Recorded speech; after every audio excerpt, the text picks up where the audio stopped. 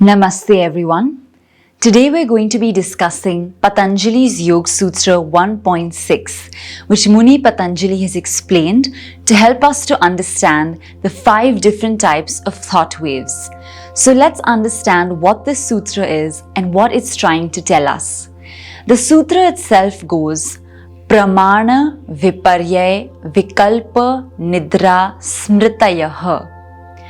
So each of the words, when broken up, translate into Praman, which refers to right or correct knowledge, Viparya, which refers to wrong or incorrect knowledge, Vikalpa, which refers to imaginative or fanciful knowledge.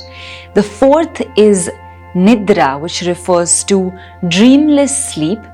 And the fifth is Smriti or Smritayaha, which refers to a collection of memories and recollecting those memories in our consciousness. So now that we know the different words and all their meanings associated, let's break down the sutra and try to understand what it's trying to say. So first of all, Muni Patanjali has explained to us that yoga is the process of reducing or coming to terms with our thought waves. And from this definition, we understand that the only way to do that is to know what the thought waves are all about. So in this sutra, he delves into the different categories and tries to tell us that once you recognize your thought waves, only then can you overcome them or know how to handle them better.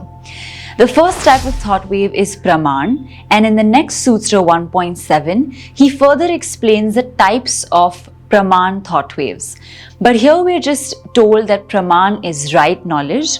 So any kind of factual information that comes our way, any kind of information which we perceive correctly through the senses, translates into Praman in our consciousness. Now it's important to realize that Praman refers to the knowledge that arises by correctly perceiving something. So for example, if we're looking at, let's say, the studio lights, and after I look at the lights, I'm like, oh, that is a source of light, that is something that's emitting brightness towards me. So my eyes or my senses are comprehending this object, and the knowledge that's arising in my mind is telling me that this is a source of light and it's emitting brightness.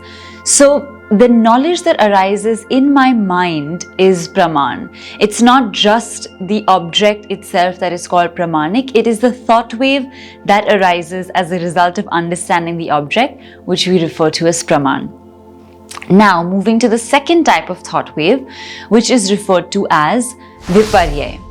Now, Viparya refers to wrong or incorrect knowledge, and the most common example that we have for this is when you're looking at a rope in the dark and you mistake it to be a snake because it just looks like something twined up there, and you just assume that that's probably a snake because you can't see properly. So this is a very typical example of Viparya because your senses have perceived something to be something that it's not. And therefore a thought wave has arisen in your mind which is incorrect. It doesn't match the factual element, or it doesn't match what the reality of the situation is. So this is also a type of thought wave that comes our way many times. And this happens so often, something is factually different from what we perceive it as, and that results in a Viparya kind of a thought wave in our minds. The third type is known as Vikalpa. Now, Vikalpa refers to creative or fanciful knowledge where you completely create thought waves even when factually the object or the subject isn't around you, isn't there, or you're completely creating a storyline or something from scratch, even when it doesn't actually exist. So these types of thought waves, I think, are very common in creative professionals because we're constantly living in a world that may not exist, but that is being actively created in our minds. But this type of thought wave is known as fanciful because it's not factually present. It's not something I can look at or perceive with my senses. It's something I'm conjuring in my mind and coming up with all on its own from scratch. So that is known as Vikalpa, the type of thought wave. And the fourth one that we come to is Nidra, or dreamless sleep. Now, I'm sure this is something that we're all so challenged with. Every time we sleep, we usually do have dreams, and sometimes we wake up remembering them. And the more we dream, the more our minds are subconsciously active, which basically results in not getting a consistent or proper type of sleep. But Nidra is a very specific yogic kind of sleep where we don't have dreams and we're very, very relaxed. So there's still a thought wave of Nidra which doesn't contain anything, which is basically dreamless. So the only thing that your mind has in that moment is a thought wave of Nidra which is continuing, which contains nothing but is still there while you're asleep, because you're not unconscious. You're still there, if somebody pokes you, you'll wake up. So it's a state in which you are in dreamless sleep, and that is known as Nidra. And finally, we come to the fifth type of thought wave, which is known as Smriti or Smritayaha. So here we're talking about a collection of memories and perceiving them just the way they were.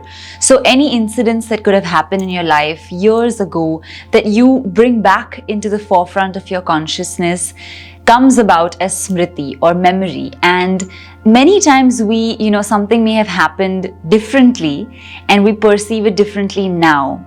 For example, you may have had an incident that was very negative for you, that had a negative impact on you, and maybe you suppressed it for a long time. But when you bring it to the surface, maybe now you paint it with a positive emotion because you're trying to get over the experience that you had. So there are different ways of recollecting memory, but when Patanjali refers to Smriti, he's talking about recollecting memory just the way it happened in its pristine form as it was. And that is something that we refer to as Smriti.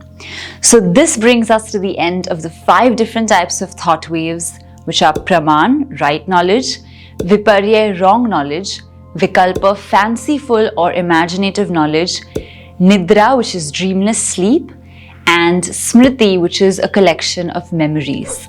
So this is how we can understand all the different kinds of thought waves that we are experiencing. And mostly by default, you'll see that if you analyze your thoughts, they'll definitely fit into either one of these categories. And that will help you to know which thoughts you would like to reduce, which ones you can work upon, and how you can make all of them accomplished as well, so that you have less pain involved with your thinking process. So I hope this has helped you to understand the different types of thought waves according to Muni Patanjali. And in next week's session, we will look at what are Patanjali's types of pramana thought waves in Sutra 1.7. So do join us for that session, and we look forward to seeing you very soon in the next video. Take care and namaste.